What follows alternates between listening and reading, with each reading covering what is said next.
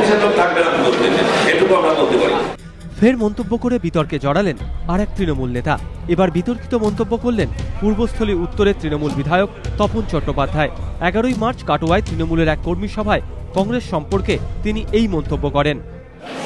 আমাদের তো লজ্জা হয়, কাটোয়া থেকে হাওড়া সব তৃণমূলের বিধায়ক, শুধু কাটোয়া পূর্বস্থলীতে কংগ্রেস আমি রাখবো না, একটা এজেন্ট যেন না করে সে ব্যবস্থা আমি করবো। যা এজেন্ট করবে আমি দেবো, যা এজেন্ট করবে আমি দেবো, কংগ্রেসের লোক থাকবে না বলতে, এটুকু আমরা বলতে পারি।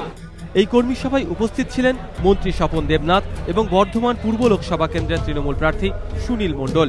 18 তারিখ এ বিষয়ে নির্বাচন কমিশনে অভিযোগ জানান কংগ্রেস বিধায়ক রবীন্দ্রনাথ চট্টোপাধ্যায়। এটা একটা ভীতি প্রদর্শনের ব্যাপার বলেই আমরা মনে করি এবং সেই কারণে আমরা এই তথ্য সংগ্রহ করে এই ব্যাপারে বর্ধমান পূর্ব লোকসভা কেন্দ্রের যিনি অ্যাসিস্ট্যান্ট রিটার্নিং অফিসার তার কাছে আমরা লিখিত অভিযোগ এবং তার সঙ্গে তিনি যে বক্তব্য রেখেছিলেন তার সিডি জমা দিই। আমরা আশা করব যে অত্যন্ত দ্রুততার সঙ্গে ব্যবস্থা নেওয়া হবে। ভোট যত এগিয়ে আসছে মন্তব্য পাল্টা মন্তব্য ঘিরে ততই সরগরম হচ্ছে রাজ্য রাজনীতি। রানা দাস, এবিপি আনন্দ, বর্ধমান।